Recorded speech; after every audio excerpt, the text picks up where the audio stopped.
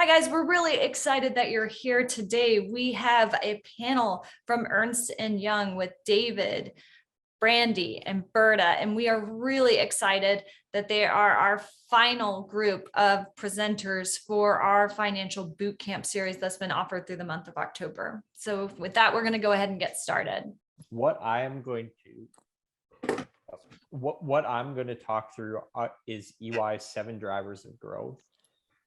And before I do that, just to make sure everyone knows, these are not the views of necessarily EY. These are, our own views. So yeah, these are personal views mixed with some EY content. And what this is all part of is EY Ripples. So EY Ripples is Ernst Young's corporate social responsibility program. It really contains various pillars that the firm is trying to follow to enable people like yourselves, entrepreneurs who are up and coming, really help give them the skill sets that they need to succeed in today's entrepreneurial environment. EY Ripples has other things such as, helping out with the environment and just really doing good corporate social responsibility. All right, so what is EY 7 Drivers of Growth session? So as I said, EY is super involved within the entrepreneurial community. We've had many different partners and executive directors work with companies from, these initial startups to high growth companies, and understand, what really does make them successful. What our partners and executive directors and folks at the firm realized is that we really need to move the conversation beyond focusing on, it used to be people, systems, and processes. Those were kind of the 3 pillars that people would focus on. But working with these companies, we've realized really there is more to the package that really helps companies flourish and differentiate themselves from the pack. So we're going to talk through these 7 drivers that we've identified here. And really the key thing to remember is no company needs really to be at the leading edge of any of these 7 drivers. Where you currently are, you're kind of on a growth trajectory, and you could work through these pillars to figure out, where does it make sense for your company to currently be at. The other interesting thing I think that the firm realized was, the customer driver is the central focus for all leading organizations. It really helps companies achieve that competitive advantage, and the other pillars support this one customer pillar. Now, really when we start thinking through this customer pillar, what we found through our research working with these, from garage companies to Silicon Valley companies, is companies that are successful and entrepreneurs that are successful, they really make the customer their focal point. They really understand who their customer is, what they want, and where they want to go. So the other big thing is customer loyalty really goes hand in hand with long-term sustainable growth. And it's true if you look at your everyday life, like myself, when I bought my first vehicle, I bought, a specific company automobile. I have had no problems with this specific brand. The company treats me like gold. Now, when I've gone to purchase my second and third vehicle, I've gone back to this brand, right? So it's really a customer-centric company that they've got my loyalty, and I'll keep coming back because they've been able very well to support me, and really, why would I go anywhere else? They have my loyalty, and I don't think anyone could compete with that. So really what this driver contains is going to be, your product and services. How do you market to that individual to keep them coming back for more? Sales and pricing, and overall customer experience. And this is really what is going to keep people loyal to your company and really differentiate your brand from other people's. The first driver that is going to support the customer, right? So if you think of customer loyalty overall, you need to have a good marketing program. You need to have, if I go back to my car example, a good auto body, a good service shop. what is one of those pillars that's really going to sustain this? And that's going to be really the people, behavior, and cultures of this car company. There is that old saying, right? The organization is only as good as the people working for it. And, I think the viewpoint right now, especially when there is such a labor shortage in the market, is, people are a company's major asset. And, you know, you need to make sure you are, giving these people or these employees kind of what they want in terms of rewards and their overall package to really be successful in your company. And again, help support these other pillars, such as the customer one. It's not even just about having great employees anymore. These individuals also need to share in the vision and culture that your company has. A lot of times, people aren't necessarily motivated by, how much is their salary for the given year. They're motivated by, working with the vision and working with the culture of the firm or of the company. So, at EY, I think we have a culture of, mentorship. Now, mentorship may be very important to individuals. So making sure we are giving people, the opportunities that they really want to drive their skill set, which align with the overall vision, is key right now. The other point, or the other drivers that our firm has identified, which really support the people, behavior, and culture pillar, is going to be performance management. So really, how does my day-to-day job align with the overall KPIs I'm being evaluated against?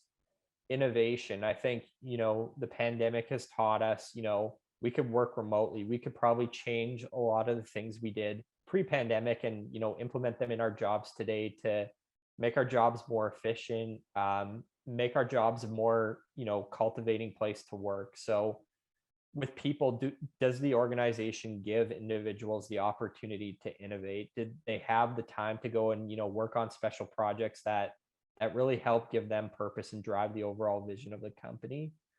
I think obviously leadership is extremely important, right? Are people just being managed, or are our bosses, are they leading us? That's also become super important. And then overall rewards, right? A reward can be, an extra $500 on a paycheck, or a reward could be, we're going to go out for lunch as an office on Fridays. That again is going to continue to drive this overall pillar of people and culture. And it's really going to help supplement the other pillars, such as the customer, like I spoke to earlier. You enjoy your job. That's going to show when someone like me is going to purchase a new automobile at that dealership. Our next pillar that we found really supports and helps companies, stray away from the pack of their competitors, is going to be the digital technology and analytics. I think now more than ever, we really have found that, companies that are successful, they know information is power. You're able to really make better, quicker, and smarter decisions that improve the overall way the business works. As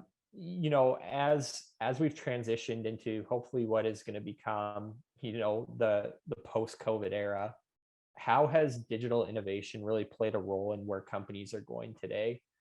If you think of the way, major retailers have had to pivot away from, traditional brick and mortar sales to online sales, how have they embraced that change? This could be anything from, adopting a e-commerce website, or the way you advertise on various social media platforms such as Instagram or Facebook. And of course, with this, right, security and privacy are going to become ever more important. Individuals are using their credit cards online now. What does that mean for the overall company? I think what EY has found is many C-suite executives and IT leaders recognize the value of IT, but it's really still hard to integrate the two functions together. Companies often, well, they do have finite budgets, and, making sure you are allocating a part of that budget to IT is going to be crucial going forward in the new era we're currently living in. The next pillar we really have is the overall operations strategy. Again, operations is going to be key to really differentiating your company and making sure your company is separating itself from others. I think if you look at the news today, right, overall operations strategy is going to be crucial for the next few months when you're hearing about, supply chain shortages. How are companies going to get their inventory? I think companies that are, successful or are going to be successful in this realm have really put in the effort up front to build up their supply chain, really understanding, what is the next 3 to 6 months looking like, and being more proactive as opposed to reactive. This pillar will also consider things like looking at a shared service center environment. You know, how efficient is that going to be for your company, and what are kind of the cost benefits? So this operational pillar is again key to making sure all the other pillars are successful. And you could probably tell these go really hand in hand with each other. Like operations is going to be driving your people behaviors and culture, right? Because to my point about the supply chain, you have to be pretty proactive right now, and you need to have the right people who have bought into that strategic vision and mission to be able to source new vendors if you have inventory issues throughout the next year. We also talk about, funding and finance, and really thinking through this and how it's going to overall impact your organization, especially for entrepreneurs, right? There is a lot of decisions that you need to make up front about how are you going to finance your organization? How are you really going to structure it? Are you going to go down the path of issuing equity? Well, there's costs and benefits with that, right? You're probably, as an entrepreneur, going to be giving up a percentage of your company to a third party, so you won't have 100% control. But you, at the same time, will maybe be giving it to people who have really good expertise in the area if you're a new entrepreneur, and they could bring new insights in. The other way you could go, right, is kind of the debt financing, which, you're keeping 100% control as a new entrepreneur, but you're going to be paying interest to the bank, and there could be certain caveats. This is going to be key on how you really, at the end of the day, I guess what I'm trying to say is equity in the way you finance is really going to support these other pillars, because you are going to need the funds to hire these great people, to really drive that IT pillar. So to kind of transition away from a brick and mortar business to an online presence, you're going to need the funds to fund that IT operations. And from strategy, just like we talked about now, well, you're going to need the funds to find new ways to fulfill your inventory with the supply chain shortages we have right now. And the other bucket that comes along with this too is really having the finance processes and controls stood up, making sure the people who are doing purchasing for your business are purchasing within the appropriate thresholds. This is all within this funding and financing pillar. The second last pillar we have is the transaction and alliances pillar. And really what this is focusing on is the overall strategy of the company. What we found successful companies are doing currently is entering into strategic alliances with other companies to really take them to the next level. One of the examples that I like to use is Kohl's and Amazon. Now, Kohl's is a traditional brick and mortar retailer. Probably before the pandemic, they were having the issue, well, how do we get people into our stores? How do we increase foot traffic? Now, a great idea for them was to make it an Amazon return depot, right? You have people coming into Kohl's to return products they purchased on Amazon, but likely those products they had purchased, for a lot of these products, you could probably find them in a Kohl's department store. So getting those individuals within the door is really benefiting Kohl's. And on the flip side, Amazon never has a physical brick and mortar presence, right? So by having depots that people know they could go to, hey, I could go to Kohl's and I could return my Amazon package, it really has been a win-win for both of these companies. And you read articles online about how Kohl's has really benefited from this. And as we start to transition away, or as the pandemic has made online shopping even more prevalent, I think this is going to become even more um, instrumental in Kohl's overall strategy. More people using Amazon, more returns, more people getting into the door of Kohl's and helping their brick and mortar presence. I think the big thing is, though, right, you need to make sure, and what this pillar walks through is, you really need to make sure you're doing your due diligence and finding a partner that is going to be mutually beneficial. Worst case you would want to do is enter into an agreement with a company that they might cannibalize your brand. So that would be like Coca-Cola putting Pepsi products in their vending machines for a certain for almost like a lease. And I think you want to make sure it's a mutually beneficial relationship too, right? You don't want to enter into something that really is only benefiting the other party and it's kind of at your expense. And again, that could be like a Coca-Cola Pepsi example where there would be a lot of cannibalization of one brand. But yeah, so that's what we are kind of seeing in the market is companies that are extremely successful have been entering into these partnerships for some time now. And the other point too, right? Like with all the supply chain challenges right now, I think you're probably going to see partnerships and alliances become even more prevalent. A lot of companies have access to a certain pipeline of logistic supplies and whatnot that these brick and mortar retailers really are going to need to be able to rely on. So it'll be interesting to see what happens in this space here. The last pillar is not the most interesting pillar, but of course you need to consider risk in everything you do, right? There's always going to be risk, and it's always a fundamental business challenge, and every decision you make has some risk to it, right? People and behaviors, you might hire people who seem really great on paper, and you might pay them a premium, but if they haven't really bought into the overall mission and vision of the company, that could be a detriment to you overall. Digital technology and analytics, this one, if I think of kind of that online shopping example, right? Yes, there's a lot of risk associated with going completely online. That could be the security breaches, and it could even be cannibalizing current sales from your brick and mortar environment. So you really need to think through the risks of all of these different pillars. But a lot of it, again, you could be extremely proactive in, right? Having the appropriate governance, having set responsibilities in your C-suite, whether that's through having a chief information officer leading you through the digital technology and analytics, having a CFO with some really great background, whether it be in corporate controls and standing up companies historically. That's obviously super important. And just again, having basic policies, procedures, and compliance is what especially startup entrepreneurs need to be thinking about. The classic example is you don't want one person running your AP, your purchasing, and your payments, right? I could be, there's just having segregation of duties is so important off from the get-go.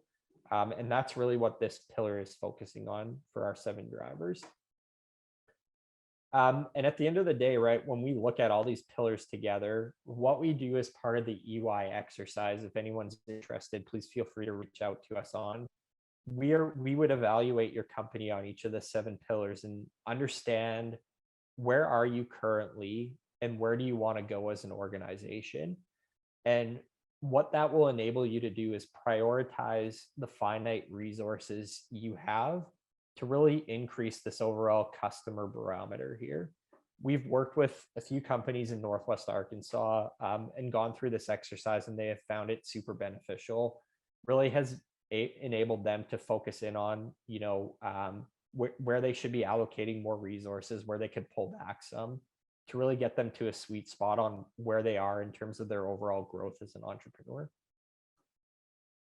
And these are the barometers that you'll see as part of the exercise. Are you developing, are you established, or are you leading? You'll rate yourself, and it will give you an overall assessment on where you are and where you should be headed. And with that, I know I talked super fast, but I want to make sure I give Brandy time and our tax folks time here to answer the questions you asked. But if you all have any questions on this, feel free to reach out to me. And with that, I will pass it over to Brandy Tuff. Good morning. I hope everyone is doing okay. Sorry, I had my camera off. My internet is a little sketchy today, so I may have to turn it back off if I start having some video issues and some sound issues. So I will do my best to keep it on. Okay, I'm going to share my screen. And so I'm going to talk through some common financial mistakes that startups make. So the first thing, of course, disclaimer, similar to what David Bushby, well, sorry, I forgot we didn't do introductions at the beginning. So I am Brandy Tuft. I'm a managing director in our Rogers, Arkansas office.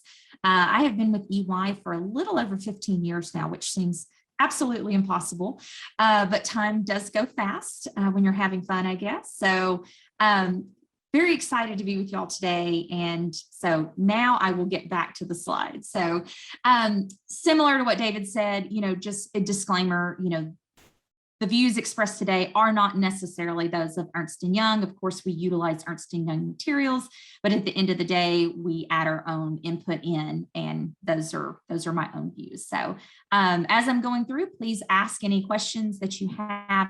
Happy to answer any questions, or if I don't know the answer, I can definitely track somebody down that will. So one of the biggest pitfalls I think that young entrepreneurs make, or entrepreneurs can make, is just understanding the basics of the cash flow, right? Your cash coming in and the cash going out, and where is it going, right? And really breaking that down and understanding all the inputs coming in and all those outputs. So of course, cash is king, right? At the end of the day, it's the cash, not necessarily your profit, that allows the business to pay its employees, its vendors, its lenders, its shareholders. Cash is what's going to keep that business going, right? So, of course, when you're first starting out, so much of the time, cash is a big issue, right? It can divert management's time and attention. It can create a tactical day-to-day mindset. So understanding, making sure that, you're understanding how that cash is flowing. It can stifle investment at times and risk taking. If you don't have the right amount of cash to go out there and take those risks that you need to take, of course, it can stifle that investment. So, and of course, it can jeopardize the survival of your business, right? If you don't have cash to pay your vendors, if you don't have cash to pay your employees, they're going to walk out the door, right? So making sure that you understand the cash that's coming in, and also the timing of that cash and when it's coming in, how much you're paying for it, right? And I'll go into a little bit of the investment side here in a minute of where that cash is coming from, of whether it's an investment from a PE firm or a venture capitalist, or whether you're actually going out and getting money from a bank. How much is that cash costing you in interest and fees, et cetera? So, but just quickly from a cash flow perspective, operating cash flow are just those revenue generating activities, right? So your receipts from clients, how much cash are you bringing in, actually collecting from those clients that are going out, and the taxes that you're paying. Investing cash flow, acquisition and sale of fixed assets and stock activity. So receipts on those loans that were granted. So money coming in from the bank, that loan that you just signed, or investments in equipment and property that's going out the door. So you need to buy a bunch of new computers, right? That's important, but that's cash flowing out the door. So, and then of course your financing cash flow. So this is just your changes in owner's capital or debt activity. So loans received and repaid, and then dividends to shareholders. Okay. And then managing your cash flows. So ways to deal with cash flow challenging. Hang on one second. Let me close my door real quick. The joy of working from home and having dogs that bark nonstop. Apologies. So build cash flow.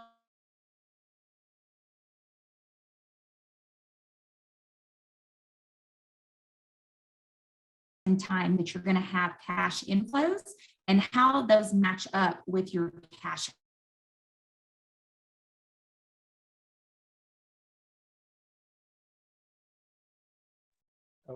Brandy, are you still there? Oh no, we lost Brandy. Oh, there's Brandy. Hi. Sorry. Okay, I'm going to turn my video off because I think that my bandwidth is just a little too low to have me on video and talking at the same time. The joys of modern technology, right? Yeah, So I think I was talking about managing your cash flow. So really gaining an understanding of when your cash is coming in and when those bills, when those payments are needing to go out, right? And trying to time that appropriately. Of course, whenever you can push, things back further to match your cash more appropriately, of course, that's going to be helpful to your business. And then anytime that you can, of course, accelerate those collections from your customers, that's always going to be helpful. Do you still want to share your screen, even though you're? Yes. Okay. I don't know if it causes a jam, we'll let you know, but. Okay. All right. Should be up and running again.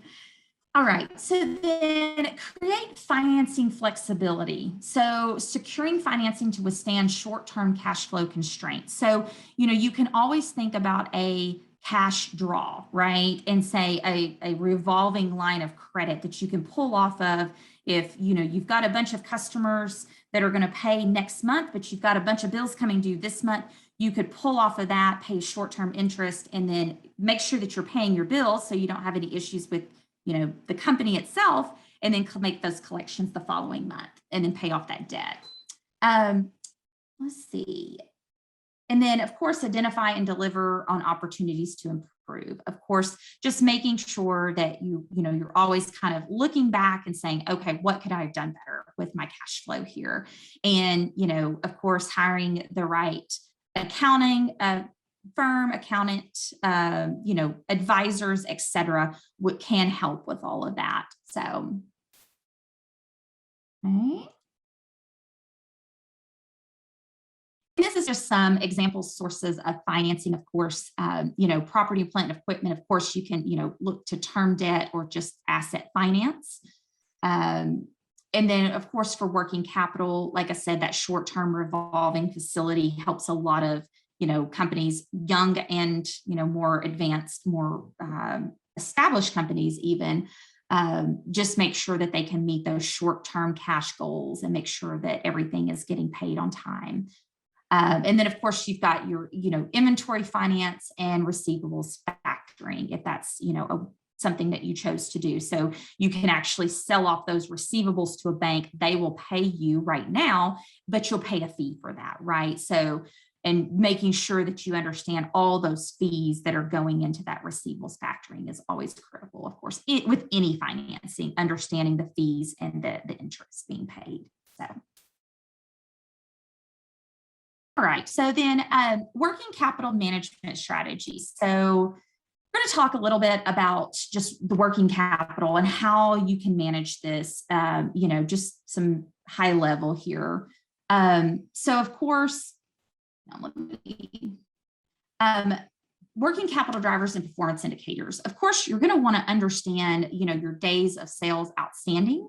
And what that means is that average time a receivable remains on the balance sheet. So how long from whenever you sell a product, how long does it take you to actually collect that cash and relieve that receivable? Making sure that you have a good understanding of that, because that helps you time when you can make those payments to those vendors or other people, your employees.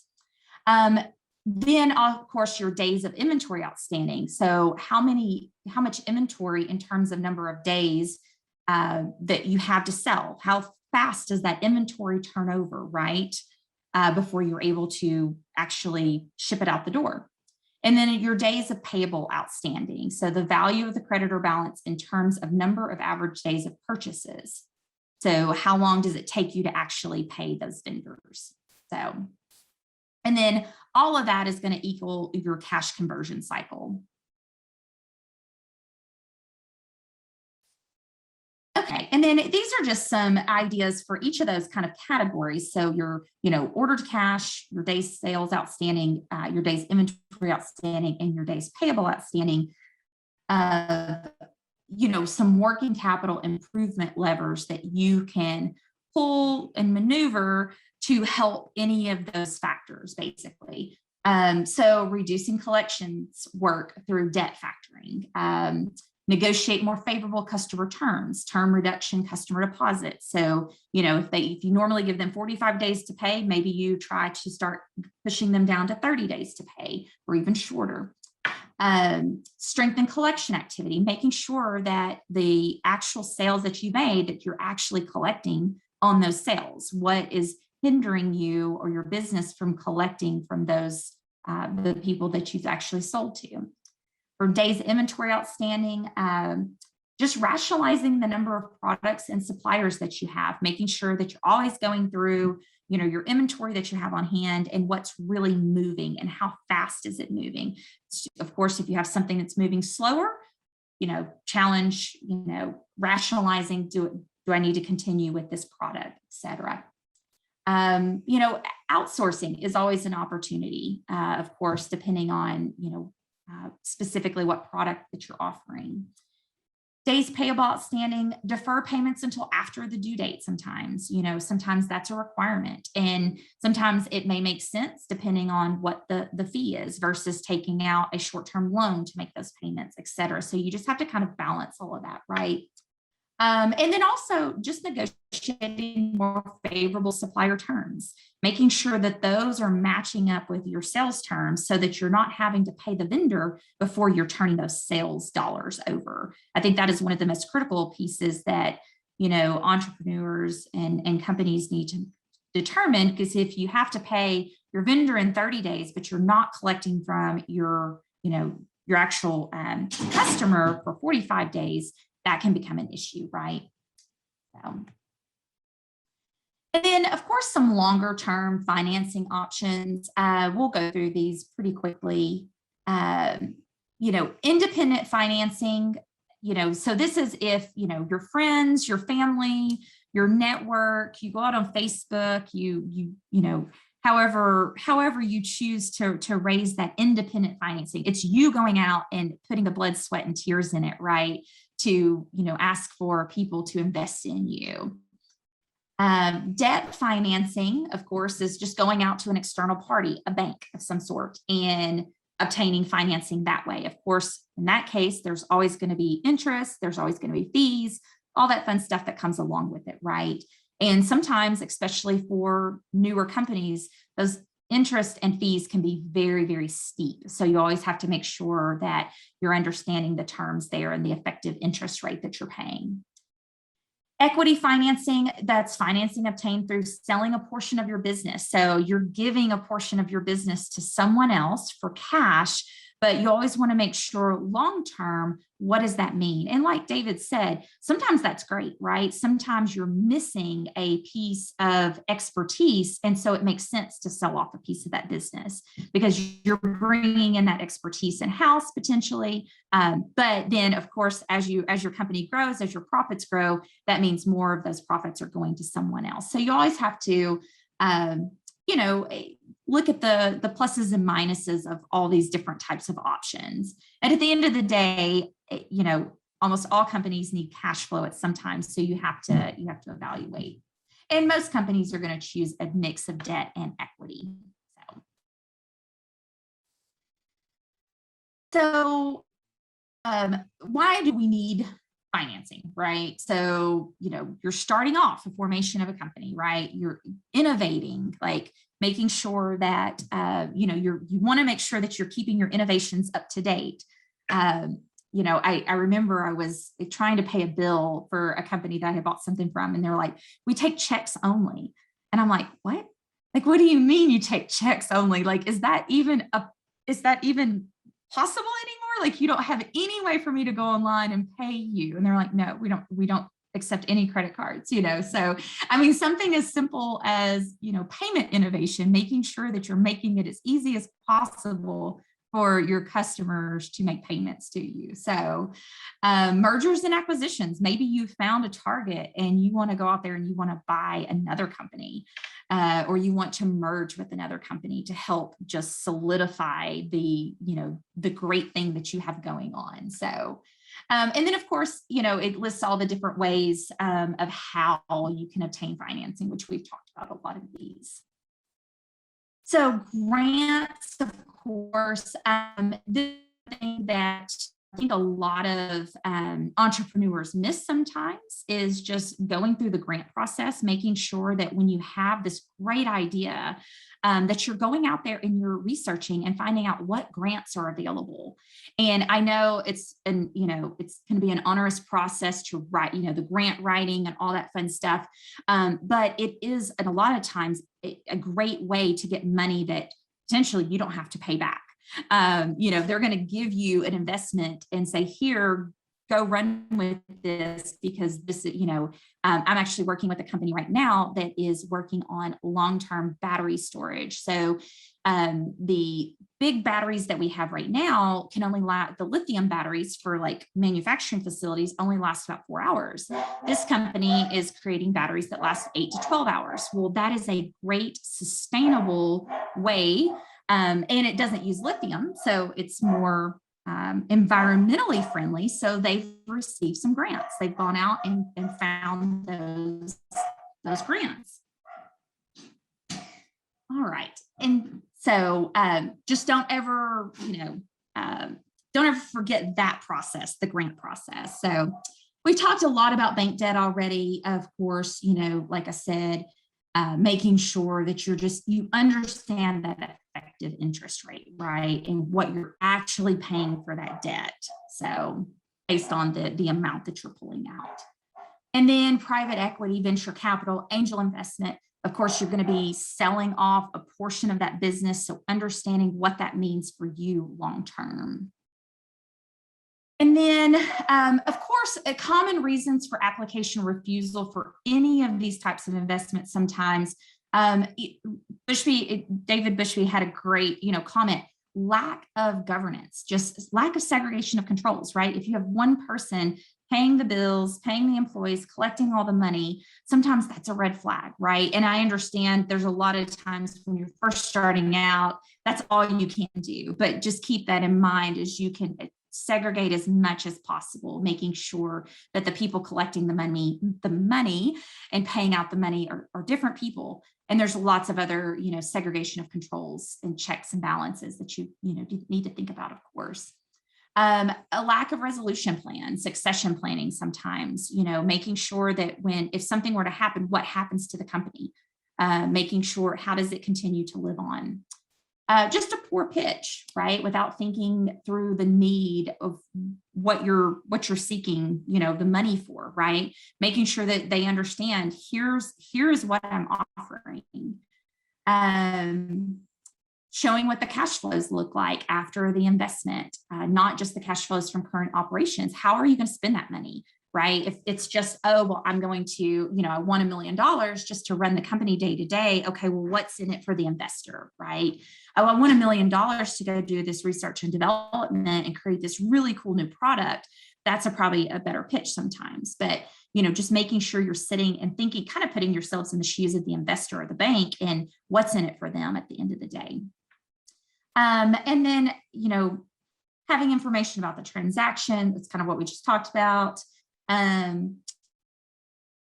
then let's see. So we have an activity. We're not going to do this. This was part of another part of our normal presentation, so we won't go through this. And then, yep, that's it. So, any questions for me before I turn it over to our other gurus on the call? That was great. Thank you, Brandy. I'm going to put everyone's email in this chat. So if you do have questions, feel free to reach out that way, or you can drop them in the chat. Those were some common pitfalls. And now we're going to move on. We actually asked our audience and wrote kind of our general population and said, if you had some questions that you would pose to this panel, what would they be? And so I'm going to pass it off to Berta, who's going to answer some of those questions that we had come in. So, and thank you. Thank you for being here, Berta. Absolutely. Hi, everybody. My name is Berta Gubi. I'm a senior manager in our private client services practice out of Houston. Um, Essentially, we serve ultra high net worth individuals, families, whatever they have going on the charitable side, on their business side, on their estate tax planning, legacy planning, all of those topics. So I hope for all of you that in a few years, we will be meeting each other in a different way where we'll be sitting across the table from one another and I'll be bidding for your work. So with respect to a couple of the questions that I guess have arisen before or have come up before, so one of them was related to the deductibility of auto expenses. So if you're a new entrepreneur, I'm sure that you'll be driving around a lot. You have some different options related to tax planning around there. I will say this upfront. Tax planning is an important topic. If you're going to lose an excess of 40 cents of every dollar that you can make, absolutely something to pay attention to. Very interesting and lavish tax planning is probably not the first thing to think about when you're starting out a business. So I would say if you're starting out a business, try to go as easy and as straightforward as you can, because that extra dollar of revenue, you still get to keep at least 60 cents in your pocket, as opposed to spending that extra time on your tax planning, which may, like you get up to 40% of savings there. So to kind of keep that in mind.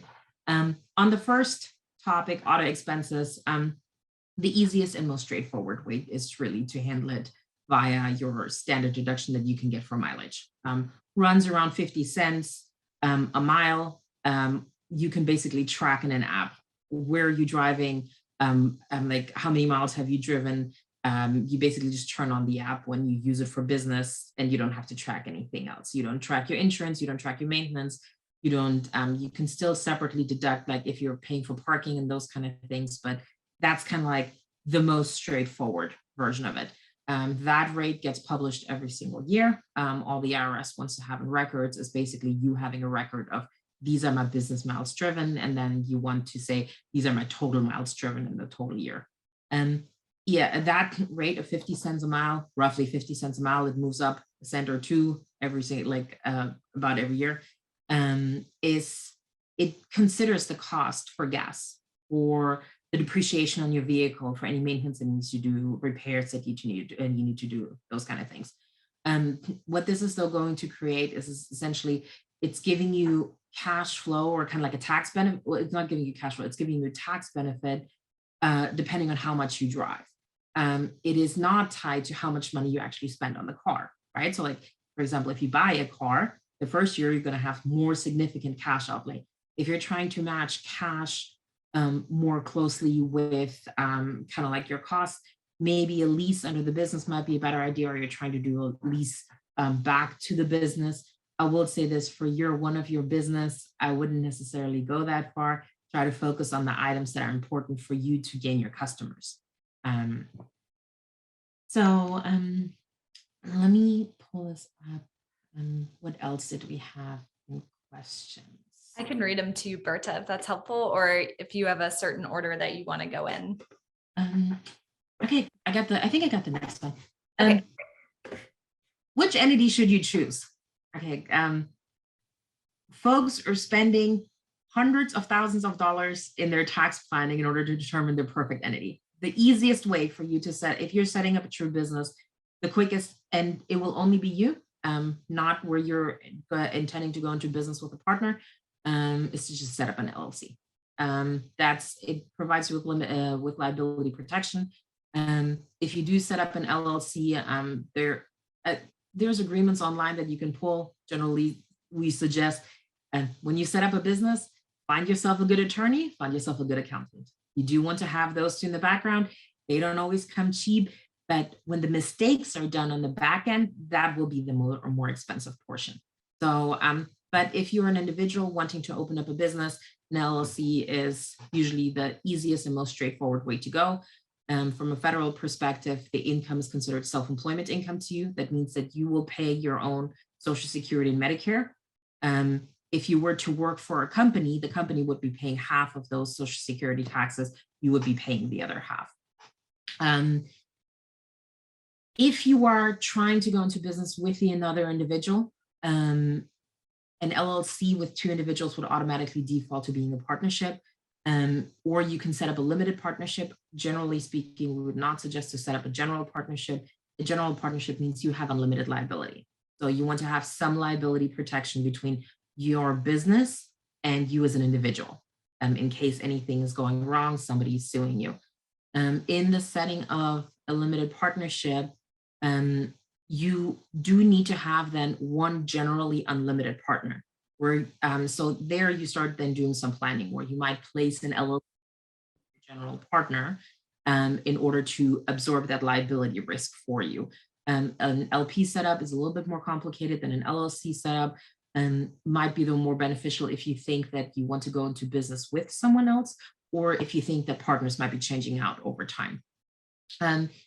The last one that was asked about is an S corporation. So an S corporation, it's a true corporation. It just under specific guidelines, you can fall under subchapter S, which means you get flow through treatment of your income, as opposed to, so in a corporate setting, you would get the income would be get taxed at the corporate setting. And when you get a dividend, you get taxed separately on that dividend. So there's double taxation. An S corporation is a true corporation, but if it fulfills certain requirements, it can get flow through taxation treatment, which means instead of the entity getting taxed, you're going to get taxed as an individual. In an S corp, you can also set up for you to be an employee of the S corp, which means that the S corp can pay part of your social taxes, like your Social Security and Medicare. An S corporation from the setup, it's more expensive on the front end for sure, because you also got to get S corp status. Might be more beneficial on the back end if you really think that that business is going to take off.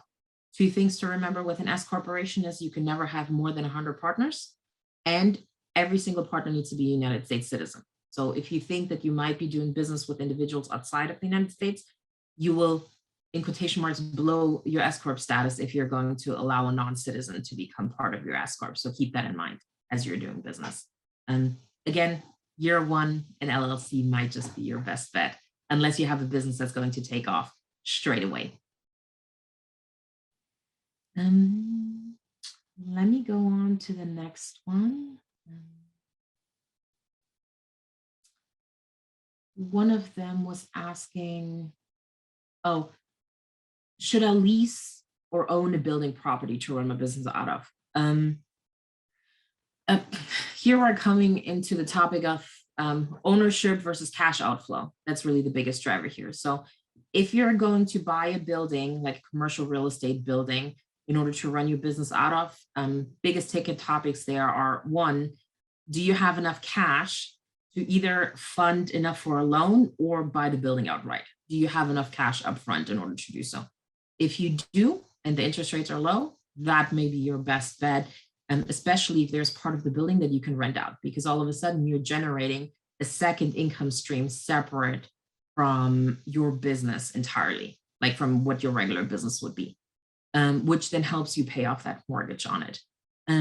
However, it's harder to qualify for the loan. You need to have the cash outlay. Do you have enough cash to commit to essentially real estate, not your business, but effectively a real estate property? You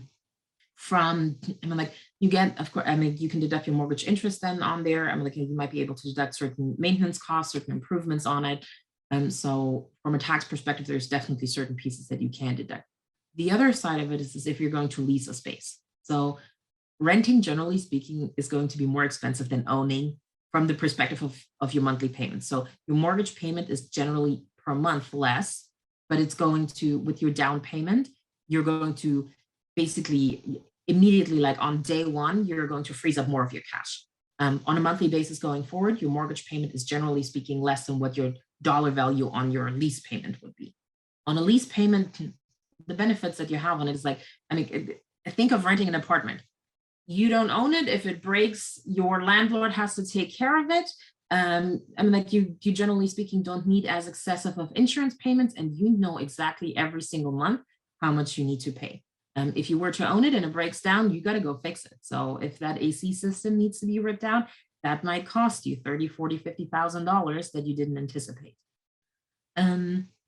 So with that being said, a lease, especially if you're going into high dollar markets. So if you're planning to do business in California, business in New York, business in Chicago, especially in those kind of markets, purchasing property may be unaffordable.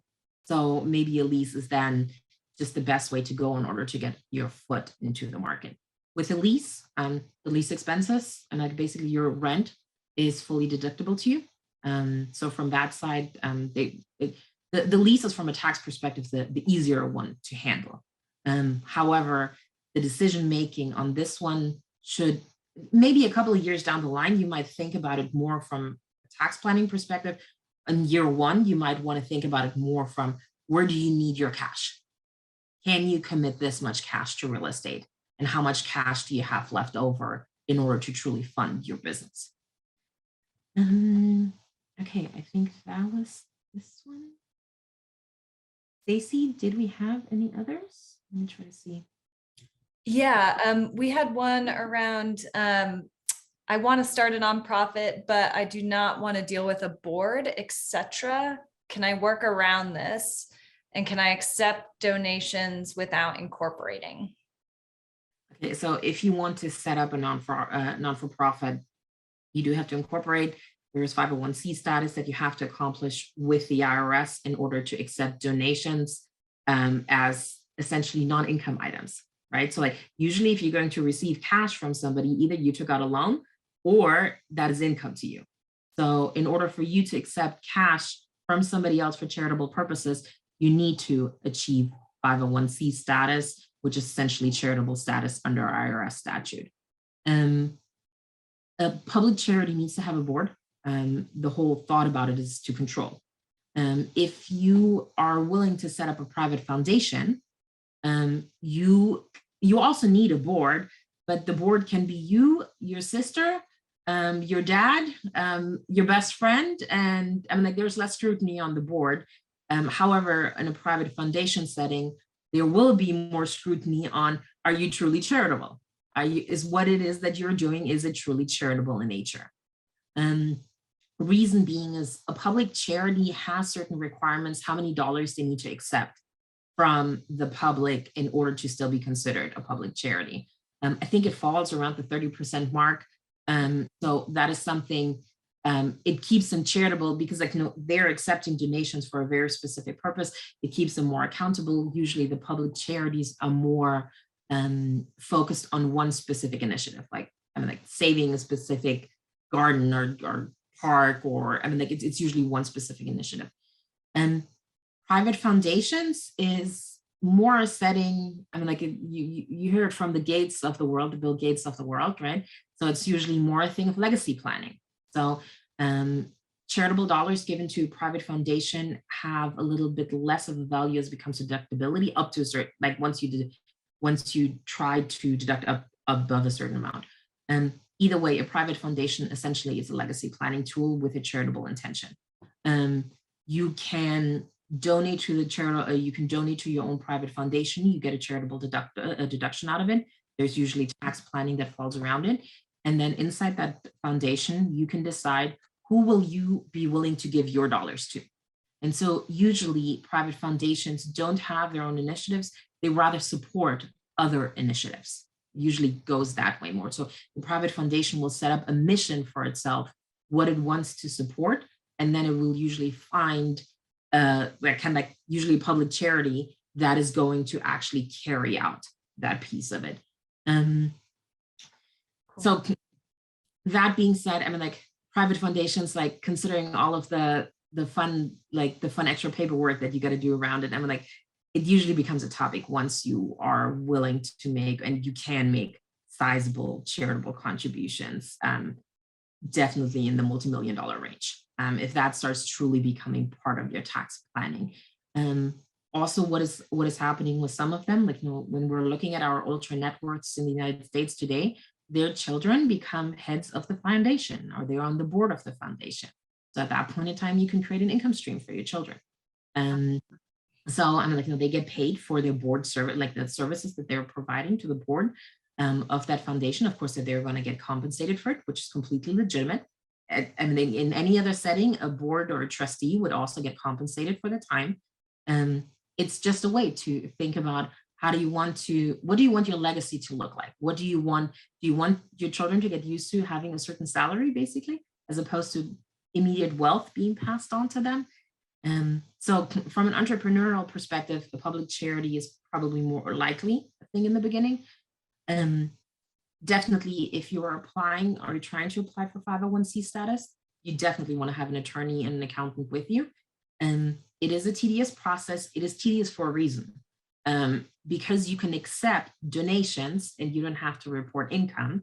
And because you don't pay you get a lot of tax breaks on it, right? Like, so the other things, like a lot of times you will not pay sales tax, you will not pay certain transaction taxes, you will not pay certain gains taxes. So because there's so much tax benefit around it, the threshold is higher for you to try to get this entity truly approved than if you just have a regular corporation. Out of any entity you set up, that's the one you absolutely, I mean, you generally speaking want to have an attorney and an accountant on the front end. That one you generally speaking don't want to do without one. Okay, great. We did have a question come through on the chat, so I'm going to read that real quick. With the tax changes and individual deduction related to charitable giving, how have you all seen this impact the need for nonprofit status? I mean, like, so overall, deductions got more limited, which means those charitable dollars got a whole lot more interesting very quickly. And what we've seen is that a whole bunch of charities are popping up that are not truly charities, that are not truly 501cs. So our clients have become more savvy in how they're giving dollars. To some extent, it has increased their charitable planning. But like the charitable planning is still more like of a lifetime planning as opposed to kind of like on a year-to-year basis. So I mean, like, is there more of a need for 501c status? Yeah, I mean, like, if you want to be a non-for-profit, absolutely, you need to have true 501c status. Especially if you're able to hook a high net worth individual to want to give to you and your charity, you want to make sure that you're remaining in good status. Absolutely. Awesome. We have 3 more minutes and we had one more question that was sent in, so I'm going to read that to you. But how much money will I owe in taxes if or when I sell my business? Is there a way to structure the sale that will help minimize that burden? Yes, there is. Tax planning around the sale of your business is truly where our clients have spent huge amounts of money. So this truly goes to like, what have you set up? What are you trying to accomplish? Where are you trying to get out of it? In a best case scenario, so there's different ways to do it. Like, are you just going to straight out sell the business? In a best case scenario, you would fall around a 20% rate because if you start selling shares, like, that would be kind of your best case scenario. You're going to have some recapture costs there. But then are you willing to step away from the business immediately? So do you want to become an employee of the new business, like whoever bought the business? Are you wanting to have a certain carried interest where you're still getting a certain profit share being paid out if certain goals are being met? Are you wanting to still remain a partner or an owner of the business? Like maybe you only want to sell off a piece of it. So there's definitely planning tools around it. A lot of it is tax. A good amount of it is simply, what are you trying to accomplish when selling your business? Are you going to come out with a $0 rate? No, you're not going to come out with it. You're about to, if you're selling your business, you're about to recognize some gain. 20% is probably about as good as it's going to get. 37 right now is probably about as bad as it's going to get. Whatever state you're in, it's their choosing on whether they would like to tax you on top of that or not. If it comes to selling your business, absolutely. That's another one of those, like, if you're savvy with taxes and everything, but when it comes to selling your business, that's again where you want to have an accountant do a little bit of planning. Awesome. Well, thank you so much. I want to especially thank Ernst Young for being here. I want to thank our panelists today, David, Berta, Brandy. You guys were awesome. Thank you for those of you who were in the audience today. And for those of you watching later who sent in questions or corresponded with us, we really appreciate it. We value this partnership. Thank you all for being here. We really appreciate it. Thank you, Stacey. Thank you. Thank you. Bye, everybody. Thank you.